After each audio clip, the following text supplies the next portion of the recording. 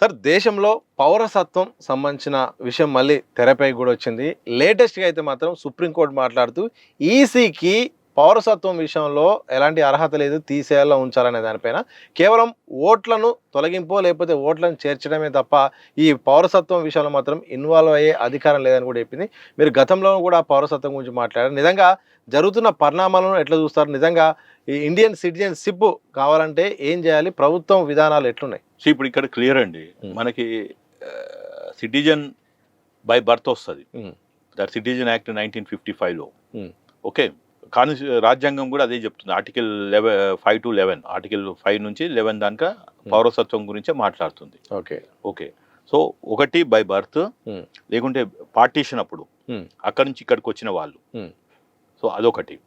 తర్వాత మూడోది వేరే దేశాలలో ఉన్న వాళ్ళు కూడా ఇక్కడికి వచ్చి వలస తత్వం. ఇప్పుడు మన వాళ్ళు వేరే దేశాలలోకి పోయి ఆడ ఇక్కడ తీసుకొని అక్కడ రెసిడెంట్ అయ్యి చేసి అక్కడ కూడా వాళ్ళు చట్టసభలోకి పోతున్నారు. సో అట్లా. సో కొందరు శరణార్థులు, ఇప్పుడు మనకు శ్రీలంకలో ఏదో ఇష్యూ అయింది, లేకపోతే బంగ్లాదేశ్ రోహింగ్యాలు ఏదో అయింది. అది వాళ్ళు గవర్నమెంట్ శరణార్థులుగా ఇస్తే వాళ్ళకి కూడా కొన్ని హక్కులు ఉన్నాయి.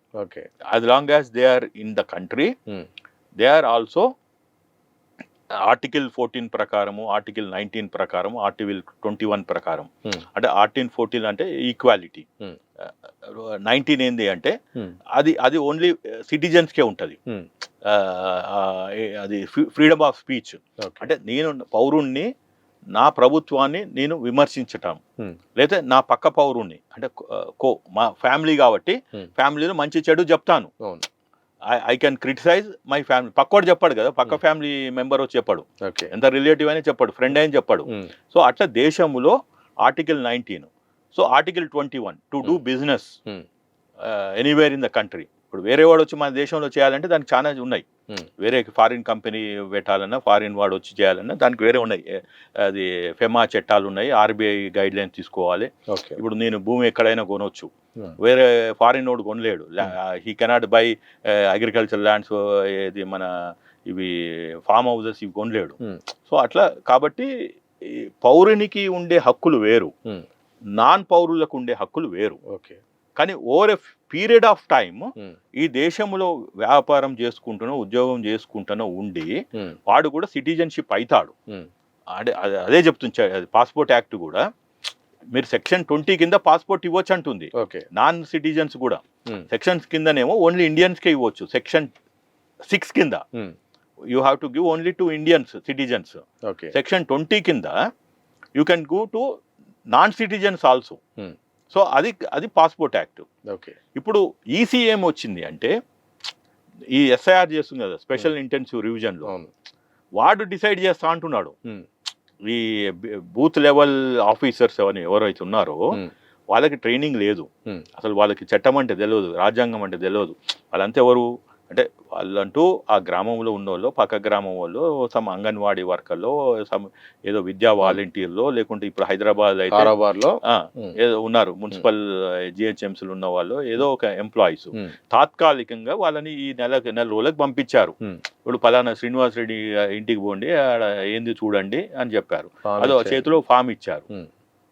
వాళ్ళకి సరిగ్గా ట్రైనింగ్ లేదు, కోచింగ్ లేదు, ఏమీ లేదు.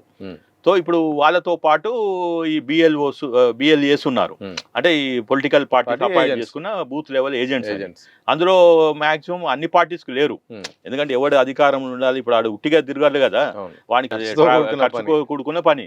ఇప్పుడు నెల రోజులు వాడిని మేపాలంటే ఎవడు ఇవ్వాలి డబ్బులు? పార్టీ అన్ని ఇవ్వాలి, పార్టీ ఫండ్స్లోంచి. లేదు నేను రేపు ఆడ కార్పొరేటర్గానో, ఎమ్మెల్యేనో, లేకుంటే జెడ్పీటీసీనో, ఎంపీటీసీనో అంటే నా ఫ్రెండ్నో ఉన్నో పెట్టాలి. ఎంత ఫ్రెండ్ అయినా ఒక రోజు తిరుగుతాడు, రెండో రోజు అన్న ఛాయ్కి డబ్బులు అంటాడు, మళ్ళీ మూడో రోజు బిర్యానీకి డబ్బులు అంటాడు, తిరగలేడు.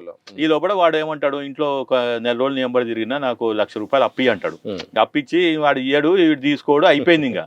సో ఇవన్నీ డబ్బులతో ముడిపడి ఉన్నాయి. సో ఆ బిఎల్ఓలు ఒక రోజు పోతాడు, ఒక రోజు పోడు.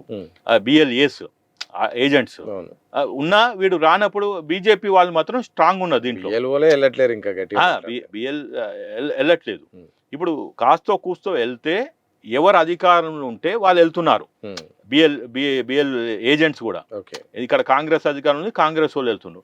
ఆడ ఎంఐఎం వాళ్ళు కంపల్సరీ మా ముస్లిం ఓట్లు ఉండాలి అని ఉన్నది.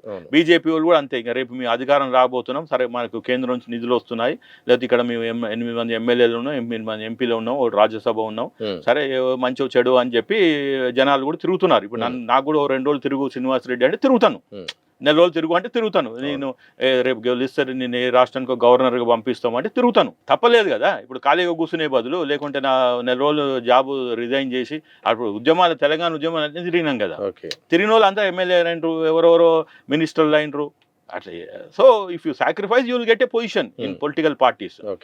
సో ఇక్కడ ఏమవుతుంది అంటే చిన్న పార్టీలకి, అధికారం లేని పార్టీలకి, ఇప్పుడు బీఆర్ఎస్కి లేరు అధికారం, ఇప్పుడు డబ్బులు తీయాలి అంటే అందరికి ఇవ్వాలి, రాష్ట్రం మొత్తం ఇవ్వాలి.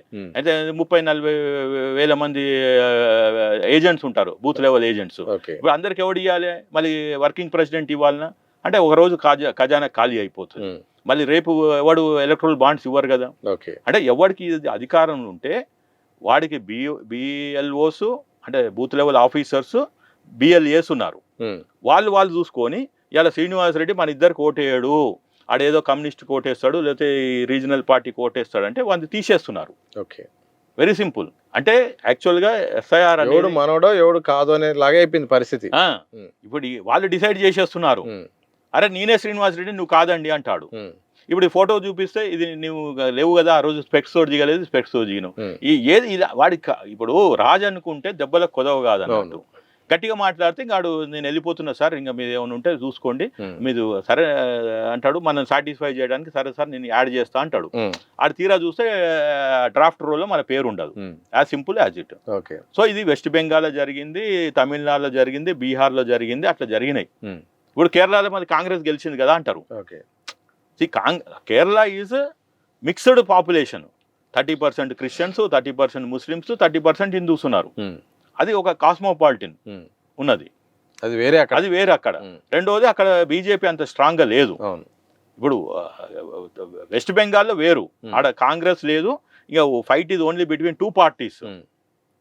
ఇక్కడనేమో కేరళలో 3 పార్టీలు ఉన్నాయి కాబట్టి అది Congress versus communist, communist versus Congress అయింది.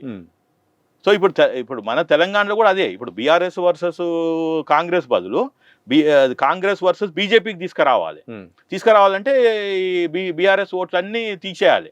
ఓకే.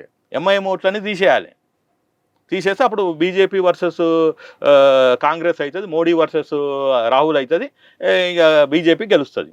ఓన్లీ డైరెక్ట్ ఫైట్ అయితేనే మోడీ గెలుస్తున్నాడు, మూడో వాడు ఉంటే మోడీ గెలవలేకపోతున్నాడు. ఓకే. అది కాంగ్రెస్ కాకుండా నువ్వు వేరే వాళ్ళతో ఫైట్ చేయండి, మోడీ చేయలేకపోతున్నాడు. అట్లా ఇప్పుడు కేసీఆర్ తోటి చేయమంటే చేయడు, అటు చంద్రబాబు తోటి చేయమంటే చేయడు, ఏదో మొన్న అడ్డిమారి గుడ్డి దెబ్బలు మమతా బెనర్జీ తోటి గెలిచిండు.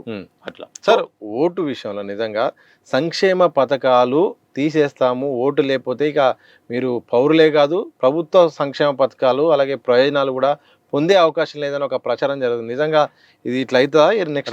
రాంగ్ ఇది. అందుకనే సుప్రీంకోర్టు ఇలా క్లారిఫికేషన్ ఇచ్చింది, మీరేం వరీ కాకండి, నీకు ఇపిక్ కార్డ్ అంటే ఓటర్ కార్డ్ అంటే మనకి election picture identification card with picture identification card ఇచ్చిండ్రు. అది 1995లో ఇచ్చిండ్రు. ఆ వీడియోలు తీసి ఫోటోలు తీసి అప్పుడు ఫస్ట్ టైం స్టార్ట్ అయింది 95లో బ్లాక్ అండ్ వైట్ లో. ఇప్పుడు కలర్కి వచ్చినాం. సరే 2002లో మళ్ళీ ఎస్ఐఆర్ జరిగింది. అంటే అప్పుడు ఏమవుతుందంటే ఇట్లా 3 డెడ్, ఎస్ షిఫ్ట్, ఇంకోటేమో double D, SAD sad, shift okay, double A అంటే డెడ్. అయితే ఇంకోటి ఎడిషన్స్ చేయాలి. ఇప్పుడు ఇప్పుడు 2002 తర్వాత చనిపోయిన ఉంది, డబుల్ ఉన్నది, డెడ్ ఉన్నది, తర్వాత ఆ 2000 నుంచి ఈ మధ్యన పుట్టినోడు వాడిని కూడా యాడ్ చేయాలి కదా. సో ఎడిషన్ కూడా. సో SA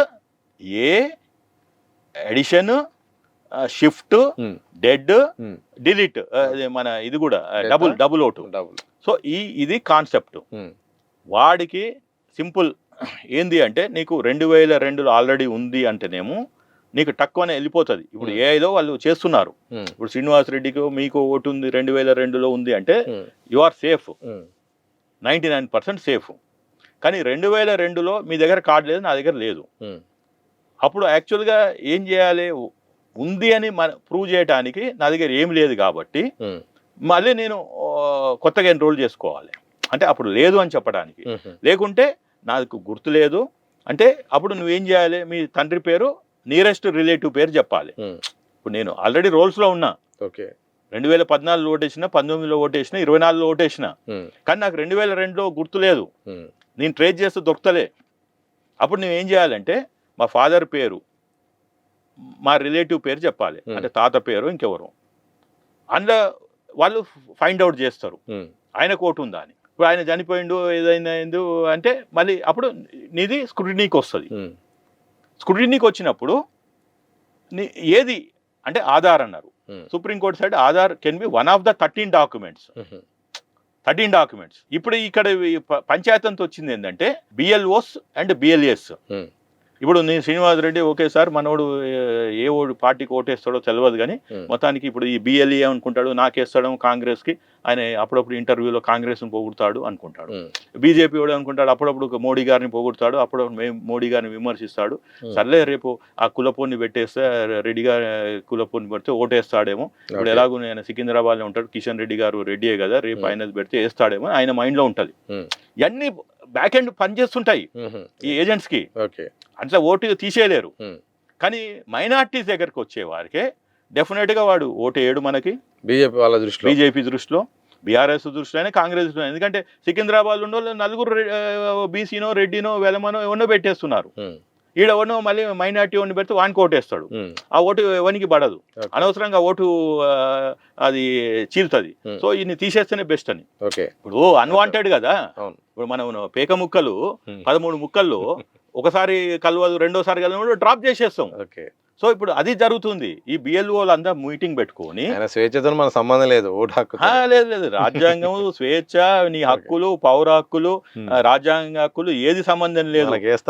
బిఎల్ఓకి ఒకటే ఆడ 1300 మంది ఉన్నారు, అందులో డెడ్ అయిపోయినరు, కొందరు షిఫ్ట్ అయిపోయినరు, మిగిలిన 900 మంది ఉన్నారు.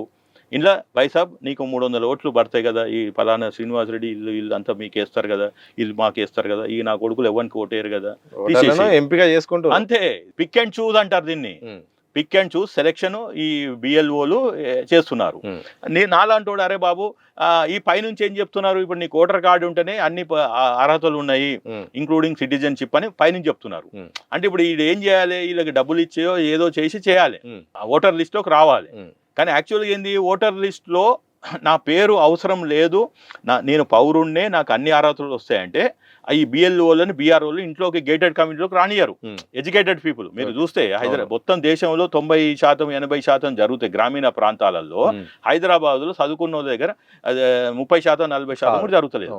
సో ఈ ఎస్ఆర్ఐ ప్రక్రియ జరగదు, వాళ్ళు క్లబ్లోకి మన ఏమంటారు ఈ గేటెడ్ కమ్యూనిటీలోకి రానియరు. కాబట్టి వాళ్ళకి కూడా చదువుకున్న వాళ్ళకి కూడా భయం పెడుతున్నారు. ఎంత అడ్వకేట్ అయినా అరే పోతే పోయిందిరా బాయ్, వాళ్ళు పిలిచి మనం ఫామ్ ఫిలప్ చేస్తే పని అయిపోతుంది కదా అని చెప్తాం. ఇప్పుడు otherwise there is no requirement. సరే ఓటు కంపల్సరీ చేయలేదు కదా ఈ దేశంలో, ఓటు 100% చేయకుంటే అదేదో ట్రై అనుకున్నారు, చేద్దాం అనుకుని వద్దనుకున్నారు. నువ్వు ప్రతి పౌరుణ్ణి అట్లా కట్టడి చేయలేమని. So vote is a voluntary. Same case weather I should have a voter card or not is a voluntary.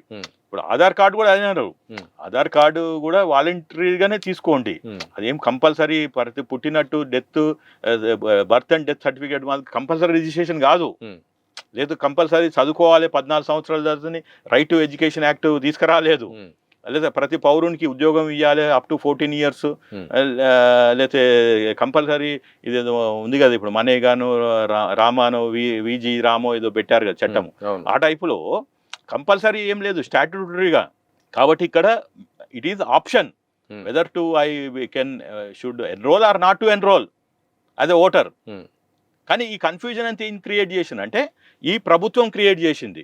అంటే ప్రభుత్వం వాళ్ళ తరఫున ఇప్పుడు మొన్న ఎట్లయితే కన్ఫ్యూజన్ క్రియేట్ చేశారో citizen the passport is not a citizenship proof, it is a valid ఒక రకమైన జనాలలో వచ్చింది. కానీ అందులో ఏంటంటే పాస్పోర్ట్ తోటి ఎఫెక్ట్ అయిన వాళ్ళు ఓన్లీ 6-7%. ఈ దేశంలో ఇప్పటిదానికి ఇచ్చింది మొన్న నేను అడిగితే 9 కోట్ల less than 9 crores ఇచ్చారు. అంటే 145 కోట్లకి, అంటే అది ప్రజలతో కూడుకున్న సమస్య కాదు. ఇది 145 కోట్ల 100 కోట్ల మంది 18 ఓట్ల అబౌవ్ 18 years ఉన్నారు. అంటే this is going to very impact. భయం ఒక ఫియర్ క్రియేట్ చేయటం, ఒక యాంగ్జైటీ క్రియేట్ చేయటం. ఎప్పుడు ప్రజలకి నేను హ్యాపీగా ఉన్నాను అనే లోపల ఒక సమస్య తీసుకొచ్చి పెట్టాలి. ఇప్పుడు అమ్మాయి హ్యాపీగా ఉన్నాను అనే లోపల వాడికి ఒక సమస్య, నీ అమ్మ నువ్వు నీ దగ్గర ఉన్న ఆధార్ కార్డు పనిచేయదు అనగానే మనం అట్లా అని ఆలోచిస్తాం. ఈ లోపల నా దగ్గర ఓటర్ కార్డు ఉందంటే ఓటర్ కార్డు కూడా కాదు అనే, ఇంకోటి నా దగ్గర పాస్పోర్ట్ ఉంది కదా, ఈ 9 కోట్ల మంది ఎట్లా మేము చదువుకున్నాము, అది కాదు అని. అయితే ఇప్పుడు సుప్రీంకోర్టు ఏం చెప్పింది అంటే election commission of India has no role to play in deciding who is a citizen, who is not a citizen. Election కమిషన్కి ఉన్న పరిధి ఏంది అంటే ఈ పౌరుడు ఆల్రెడీ ఎన్రోల్ అయితే వాడిని కంటిన్యూ చేయండి. ఎస్ఐఆర్లో కూడా రేపు స్పెషల్ ఇంటెన్సివ్ రివిజన్ ఇంకా ఆ కుటుంబంలో వాడు చచ్చిపోతే వాడిని డిలీట్ చేయి. ఇప్పుడు ఆ అడ్రస్కి పోతే వాళ్ళు లేకుంటే వాడిని రిమూవ్ చేయి. ఓకే, షిఫ్ట్ అయింది అంటే యూ రిమూవ్ ఇట్. వాడు ఓనర్ పోతే ఫలానా శ్రీనివాసరెడ్డి ఉన్నట్టు లేదు సార్ అంటాడు. ఎక్కడ పోయిందని వాడిని తెలియదు, ఓనర్కి తెలియదు, ఎవరికి తెలియదు. కాబట్టి ఈ షిఫ్టెడ్ అయిపోయింది. అక్కడ ఉన్న కాన్స్టిట్యుయెన్సీలో అక్కడ ఉన్న పోలింగ్ బూత్లో నాది పోతుంది. ఇప్పుడు నాకు ఏం చెప్తుండ్రు, చట్టం కూడా ఉంది అందులో, ఒక పర్సన్కి 2 దగ్గర ఉండొద్దు. సరే ఇప్పుడు నేను ఇంకో దగ్గర ఎన్రోల్ అయినా, అక్కడ నా దగ్గరకు వస్తే నేను చెప్పేస్తాను నా దగ్గర ఉంది ఇక్కడ, కానీ అక్కడ ఉందో లేదో నాకు తెలియదని చెప్తాం. కానీ అక్కడ వాడు అక్కడ ఉన్న బిఎల్ఓ రెస్పాన్సిబిలిటీ ఏంది, 2002 ప్యూరిఫికేషన్ చేసేటప్పుడు ఓటర్ లిస్టు ఆడ శ్రీనివాసరెడ్డి లేదు కాబట్టి అది ఆయన బాధ్యత రిమూవ్ చేయటం. అయితే వీళ్ళంతా ఏం చేస్తున్నారు అంటే బిఎల్ఓలు ఎవరింట్లో వాడు కూర్చొని ఫోన్లు చేసి చెప్తున్నారు, మీరు ఫలానా దగ్గరికి రండి ఫలానా టైంకి, టైం కూడా చెప్తున్నాడు. ఓ పెద్ద జడ్జి మాదిగా, పెద్ద ఐఏఎస్ ఆఫీసర్ మాదిగా వస్తే ఫామ్ ఇస్తాం తీసుకుపో అంటుండు. వచ్చేటప్పుడు వాడు చెప్తున్నాడు ఆ 13 డాక్యుమెంట్లు ఏదో ఒకటి పట్టుకరా అని. సో ఈ ప్రక్రియ సరిగా జరుగుతలే. ఈ భయంతో ఎవరో కోర్టులో కేసు వేశారు. సార్ ఇప్పుడు నా పరిస్థితి ఏంటిది, నాకు ఓటర్ లిస్టులో నా పేరు లేదనుకుందాము, ఎందుకంటే నా దగ్గర ఉన్న ఈ పార్టీ వాళ్ళందరూ నాకు వ్యతిరేకంగా అయినరు. సరే ఇప్పుడు నేను ఎవరికి ఓటు వేస్తలేను అనుకున్నారు, లేకపోతే వీనికి వేస్తాం అనుకుని వాడు ఇబ్బంది పెడుతుండు, వాడికి వస్తామని వీడి ఇబ్బంది పెడుతున్నాడు. నాకు అందరు కలిసి అలా తీర్మానం చేసిండు, ఊళ్ళో బహిష్కరణం అంటారు కదా, ఈ 4 ఏజెంట్లు బిఎల్ఓ కలిసి బహిష్కరించేసింది నన్ను, ఈ నా కొడుకు ఈ ఫ్యామిలీని ఇంకా మనకు ఎవరికి ఓటేయడు, ఈ ఓటు నోటాకు పోతుందో లేకపోతే ఈ పనికిరాని ఇంకా చిన్న పార్టీలో లేకపోతే ఇండిపెండెంట్లు ఉంటారు కదా వాళ్ళకి వేస్తారేమో, మనకు వచ్చేది లేదు, వీనితోటి ఏం లేదు, వీడిని తీసేస్తేనే బెస్ట్ అని తీసేసిండు అనుకో, అప్పుడు నా పరిస్థితి ఏంటిది, నేను సిటిజన్ కాదా, ఇవాళ రేపట్లో పేపర్లు అట్లా వస్తుంది అని అంటే అప్పుడు సుప్రీంకోర్టు క్లారిఫై చేసింది, ఈసీఐకి ఓన్లీ నీకు ఓటర్ ప్యూరిఫికేషన్ చేయాలి. రివిజన్ అంటే నువ్వు ప్యూరిఫికేషనే కదా, మంచి చెడులు వేరుకొని నువ్వు ప్యూరిఫై చేసి యాజ్ ఆన్ డేట్ అప్డేట్ చేయాలి అంతే. సో ఇక్కడ సిటిజన్షిప్కి ఓటర్ కార్డుకి సంబంధం లేదు. నా దగ్గర ఓటర్ కార్డు ఉన్నంత మాత్రాన నేను సిటిజన్ అని చెప్పలేము, అది సుప్రీంకోర్టు చెప్పింది. ఈ రోజు ఈ ఓటర్ కార్డు ఉన్నంత మాత్రం సిటిజన్ అని కూడా చెప్పలేము. అంటే ఈ దేశంలో సిటిజనే ఓటేయాలి అట్లని చెప్పి ప్రతి ఒక్కరికి కార్డు ఉంది అంటే ఆ కార్డు ఎట్లా వచ్చిందో తెలియదు, ఫ్రాడ్యులెంట్ వే రావచ్చు. ఇప్పుడు మన అంతా ఎందుకండి, మన ఇక్కడ ఏదో ఎమ్మెల్యే 3 సార్లు గెలిచిండు, ఇది ఇక్కడ వేములవాడ ఎమ్మెల్యే, ఆయన మీద మన ఆది శ్రీనివాస్ గారు పోటీ చేసి ఓడిపోయినాక ఆయన ఈ దేశ పౌరుడే కాదన్నారు. లాస్ట్కి అది చేసి మొన్న ఆయన ఓడిపోయినాక కొత్తగా గెలిచినాక అప్పుడు కోర్టులు తేల్చినాయి. ఇది ఒక తమాషా. ఆయన హైకోర్టుకి వెళ్ళిండు, సుప్రీంకోర్టుకి వెళ్ళిండు, మళ్ళీ మినిస్ట్రీ ఆఫ్ ఎక్స్టర్నల్ అఫైర్స్ రాసిండ్రు, తర్వాత ఆయన పాస్పోర్ట్ జర్మన్దా ఇండియన్దా ఇవన్నీ తేల్చి చేశారు. ఆయన ఈ దేశానికి 3 టర్మ్స్ మన తెలంగాణ అసెంబ్లీకి రిప్రజెంటేటివ్ ఉన్నాడు. లాస్ట్గా ఆయన కాదు ఈ దేశ పౌరుడు కాదు జర్మన్ పౌరుడు అని తెలిసిండు. గ్రీన్ కార్డ్ హోల్డర్ అని తెలిసి ఆయనకి అక్కడ ఉంది ఇక్కడ ఉంది పౌరసత్వం మొత్తానికి ఇది సరౌండర్ చేసి అక్కడ ఇచ్చిండు. అది ఏదో చేసేసి మొత్తానికి జడ్జిమెంట్ ఇస్తే ఇప్పుడు ఈయన ఇంత కష్టపడ్డేందుకు ఈయనకు 25 లక్షలు పెనాల్టీ దేశం నుంచి మన ట్యాక్స్ పేర్ నుంచి ఇవ్వమని రాసింది భారతదేశం ఇదంతా గందరగోళానికి చేసిండ్రని. సో ఏమంటున్నా అంటే ఈ దేశంలో ఒకవేళ నిజాయితీగా చేయాలి అనుకుంటే సింపుల్ ఎలక్షన్ కమిషన్ దాని పరిధి దాటి ప్రవర్తించొద్దు. రెండవది ఇలాంటి అన్వాంటెడ్ స్టేట్మెంట్స్ ఇచ్చి సమాజంలో భయభ్రాంతులు చేయొద్దు. అట్లా నిన్న ఎవరో ఒకరు పౌరుడు వెళ్తే సుప్రీంకోర్టు క్లారిఫై చేసింది. కాబట్టి మీ ఇంటర్వ్యూ ద్వారా మన ప్రేక్షకులకు చెప్పేది ఏంటంటే election commission has no role to play to identify, verify, certify who is a citizen. It has only role to play to issue a voter card. IPIC card అంటాం.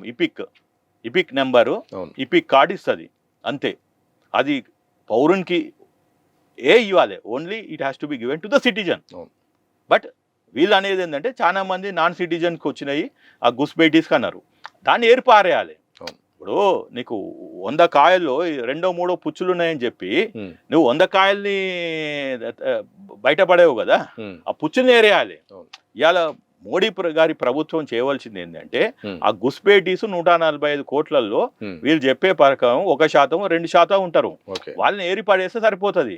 దానికి ఇంత పెద్ద ప్రక్రియ చేసి ప్రతి ఒక్కరిని లైన్లో నిలబెట్టించి వాళ్ళ దగ్గర ఉన్నది చేయటము లేని ఇదంతా వేస్ట్.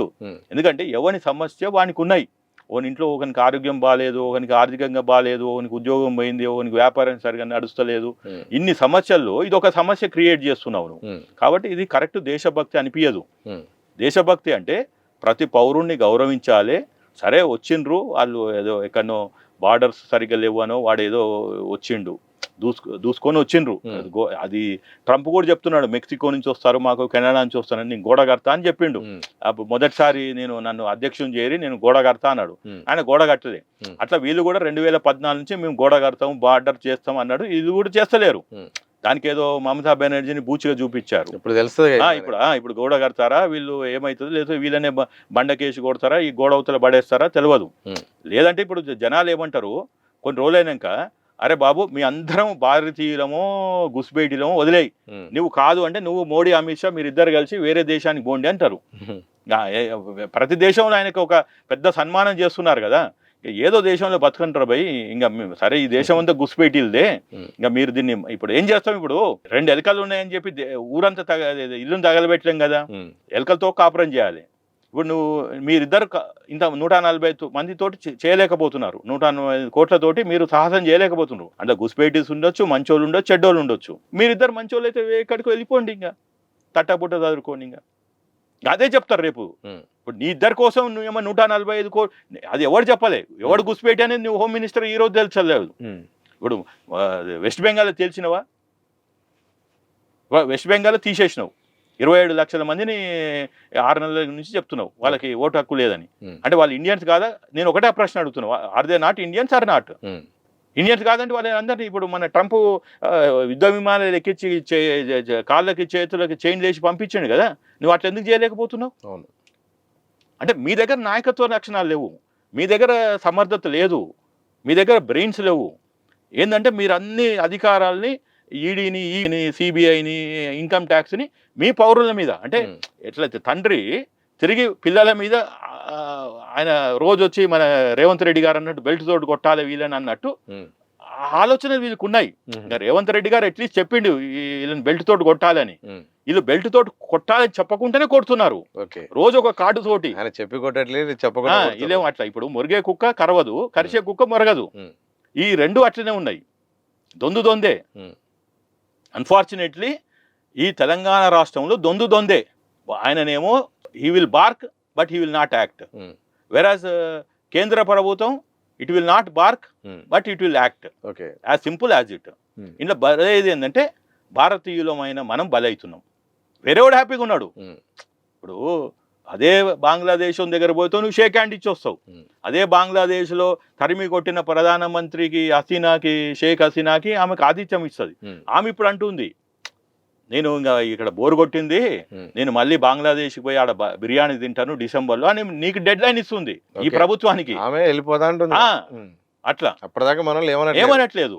ఇక్కడ ఉన్న పౌరులు ఇక్కడ పుట్టి ఇక్కడ ఆస్తులుండి ట్యాక్సులు కట్టినోనేమో నీకు ఈ కార్డు ఉందా ఆ కార్డు ఉందా అని సావగొడుతున్నారు.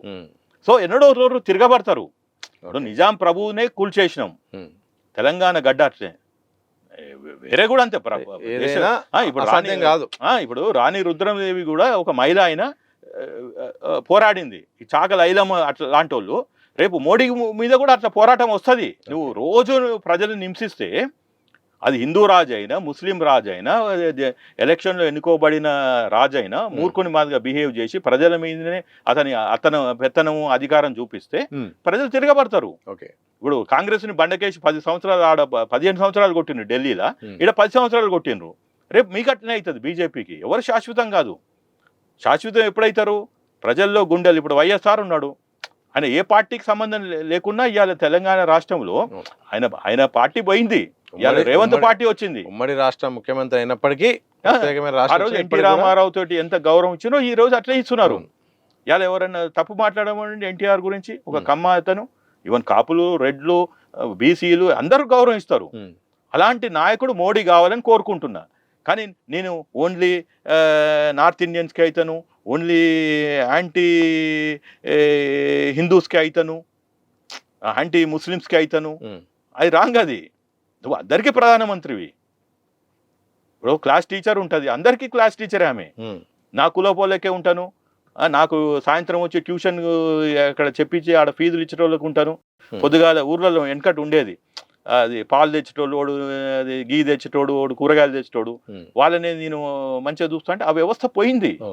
కాబట్టి నేను ఇవాళ ఏమంటున్నా వెరీ క్లియర్గా, సో కోర్టులు చెప్పిన దానిక వ్యవస్థలు ఇంత నీచానికి దిగనవసరం లేదు.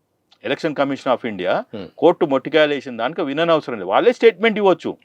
ఇది ఎస్ఐఆర్ అనేది ఎప్పటికప్పుడు చెప్పొచ్చు, క్లారిటీ ఇవ్వచ్చు. ఎస్ఐఆర్ అనేది సింపుల్ అండి. చనిపోయిన వాళ్ళే లిస్టు తీసేస్తున్నాము, ఎవరైనా షిఫ్ట్ అయితే తీసేస్తున్నాము, డబుల్ ఓట్స్ ఉంటే తీసేస్తున్నాము, అడిషన్స్ చేస్తున్నాము. ఈ 4 స్టేట్మెంట్లు ఇస్తే సరిపోతుంది.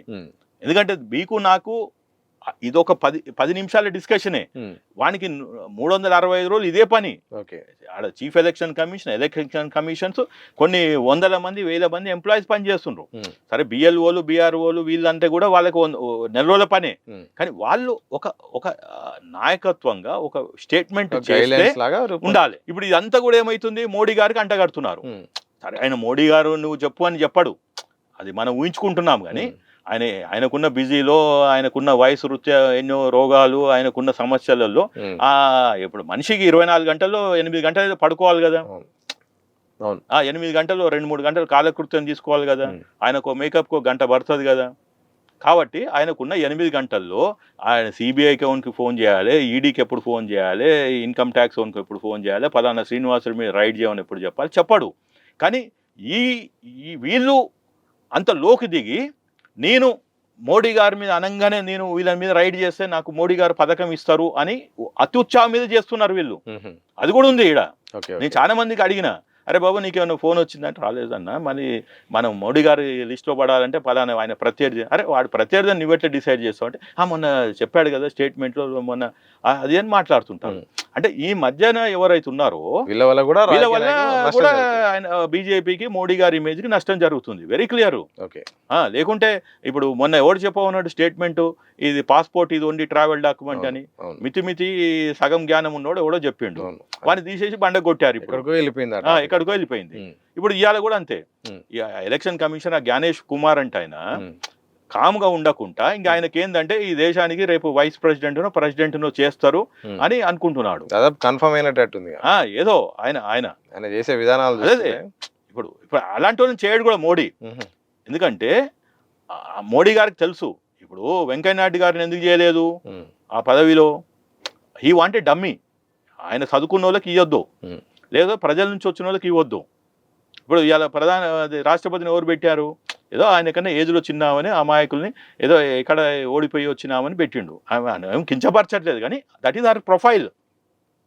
ఒక గవర్నర్ ఉన్నాడు, తీసుకొచ్చాడు, పెట్టాడు, కాబట్టి మనకి చెప్పిన వింటరు అని. లేకుంటే ఇప్పుడు ఈయనని జ్ఞానేశ్వర్ కుమార్ని పెట్టారనుకో, ఈయనకన్నా ఎక్కువ ఇంగ్లీష్ వచ్చు, ఈయనకన్నా ఎక్కువ చదువుకున్నాడు, ఈయనకన్నా చట్టాలు చేసినాడు, ఐఏఎస్ ఆఫీసర్ కదా. అవును. కాబట్టి రేపు బండకేసి కొడతాడు మోడీని కూడా, రేపు అపాయింట్మెంట్ ఇవ్వడు, లేదా నువ్వు కరెక్ట్ చేస్తలేమంటాడు, ఫైల్ వెనక తిప్పి పంపిస్తాడు. ఇప్పుడు మనకి గవర్నర్కి పంపిస్తలేరు, ఇంతకుముందు తమిళ సాయి 4 ఫైళ్ళు పంపించింది కేసీఆర్, అంత అనుభవం ఉన్న కేసీఆర్. అబ్దుల్ కలాం కూడా పంపించారు అట్లా. కాబట్టి వీళ్ళకేందంటే దే వాంట్ డమ్మీస్. నాకన్నా తక్కువ ఉన్నోడు కావాలి, నాకన్నా తక్కువ చదువుకున్నోడు, నాకన్నా తక్కువ బ్రెయిన్ ఉన్నోడు కావాలి, నాకన్నా తక్కువ ప్రజా ఆదరణ ఉన్నాడు కావాలి అనేది. సో ఎవరికైనా స్వార్థం ఉంది ఈ దేశంలో. అందరూ అంటే రాజకీయ నాయకులు స్వార్థపరులు, అందులోంచి వచ్చి బ్యూరోక్రాట్స్. ఈ బ్యూరోక్రాట్స్ కూడా మీరు చూశారు డ్రెస్, అప్పుడెప్పుడో వెనకట మోడీ వాడు కళ్ళద్దాలు పెట్టుకున్నాడు, బ్లాక్ కళ్ళద్దాలు పెట్టుకున్నాను సస్పెండ్ చేశారు, నువ్వు ప్రోటోకాల్ అని. ఇవాళ మీరు అడగండి, ఏ ఐఏఎస్ ఆఫీసరు వేసుకుంటే షర్ట్ వేసుకోవాలి, లేకుంటే సూట్ వేసుకోవాలి. వాళ్ళు కూడా మన గాంధీ నెహ్రూ ఏమంటారు అది సూట్ వేసుకుంటున్నారు. ఏది మన వితౌట్ స్లీవ్స్ రాజకీయ నాయకులు వేసుకోవాలి అది యాక్చువల్గా. కానీ మీరు చూడండి ఇలా ఆల్మోస్ట్ ఆల్ ఐఏఎస్ ఆఫీసర్లు, ఈవెన్ వీళ్ళు కూడా they are wearing that one. అంటే వాళ్ళు ఏంటంటే ఒక సింబల్ ఇస్తున్నారు, సార్ నేను ఇవాళ హీట్లో కూర్చున్నా, మీరు ఏ పని అయినా చెప్తే చేస్తాను, కానీ రేపు రిటైర్ అయినాక నాకు చేసి పెట్టండి, ఇదిగో నా డ్రెస్ ఇది ప్రిపేర్ అయ్యి చెప్తున్నారు, సింబాలిక్. ఇప్పుడు ఎందుకంటే మాకు చిన్నప్పుడు చెప్పేటోళ్ళు, if you want to be in that profession you dress like that. ఇప్పుడు నేను అడ్వకేట్గా ఉండాలంటే చిన్నప్పటి నుంచి కూడా నాకు అడ్వకేట్ డ్రెస్ లేపించేవాళ్ళు. ఓ డాక్టర్ అంటే చిన్నప్పుడు మనకి స్టెథోస్కోప్ అవి పెట్టి ఫోటో తీసి పెట్టేవాళ్ళు గోడకి, అరే ఇంకా పొద్దున్న లేదు నువ్వు పోలీసు అంటే పోలీస్ డ్రెస్ వేసి పెట్టేవాళ్ళు. సో అట్లా వీళ్ళు అట్లా చేస్తున్నారు, అరే ఓకే శ్రీనివాస్ రెడ్డి మనకి రేపు పనికి వస్తాడు అని. సో ఇది రాంగ్ ఇంప్రెషన్. ఈ మిడి జ్ఞానం ఉన్న ఈ మిడిల్ మ్యాన్ ఎవరైతే ఉన్నారో వారు ఈ చేస్తే అల్టిమేట్గా సుప్రీంకోర్టు వచ్చి ఇట్లా క్లారిఫికేషన్ ఇవ్వాల్సిన అవసరం ఉంది. దీన్ని సెటరైట్ చేయాలంటే ఎవరు మళ్ళీ మోడీ గారే చేయాలి. ఒక స్టేట్మెంట్ ఇచ్చి ఒక మీటింగ్ పెట్టి he can do it, he can call for a meeting and he can say that hence fourth don't create a panic, don't create anxiety by giving this type of unwarranted statements. ప్రజలు మీద మనకు వ్యతిరేకత వస్తుంది అంటే మనకంటే ప్రభుత్వానికి అని, ఈ కెనాట్ సే బీజేపీకి, ప్రభుత్వానికి వ్యతిరేకత వస్తుంది. You are the custodians of the constitution. So మీరు అర్థమైతే రాజ్యాంగం అర్థమైతే చెప్పురి, ప్రతి ఒక్కరు మాట్లాడిన అవసరం లేదు, ఎందుకంటే ప్రతి విభాగానికి ఒక స్పోక్స్మెన్ ఉంటారు. మీరు అప్పుడు చేసి ఉంటారు యుద్ధము, మనకి ఆపరేషన్ సింధూర్ అంటే రోజు 11 ఎప్పుడో వచ్చి వాళ్ళు స్టేట్మెంట్ ఇచ్చేవాళ్ళు. అట్లా వాళ్ళకే ఆథరైజేషన్ ఉందని చెప్పాలి. మూడోవాడు మాట్లాడితే వాళ్ళని తీసుకొని బండకేసి కొట్టాలి, లేదా సస్పెండ్ చేయాలి. సో ఇట్లా చేస్తే ఇంకా ప్రజలకు మంచిగా ఉంటుంది. అప్పుడు సుప్రీంకోర్టు వచ్చి ఇట్లా ఈసీఐకి ఇది పౌరులని ఎన్నుకునేది, పౌరుల ఎవరు పౌరుడు ఎవరు కాదని చెప్పి అర్హత లేదని చెప్పవలసిన అవసరం. ఎందుకంటే సుప్రీంకోర్టు దగ్గర అసలు మన భారతదేశంలో 5 కోట్ల కేసులు ఉన్నాయి, అందులో సుప్రీంకోర్టులో 90 కోట్ల కేసులు ఉన్నాయి. కాబట్టి ప్రతి ఓడు పోయి చిన్న దానికి ఓడో స్టేట్మెంట్ ఇస్తే దాన్ని క్లారిఫై చేయమంటే వాళ్ళ తలకాయలు పగిలిపోతున్నాయి జడ్జిలు. ఈ పరిస్థితి రానియొద్దు. అంటే this is nothing but burdening of the judiciary అంటాము. So this should not happen అని కోరుకుంటున్నాను.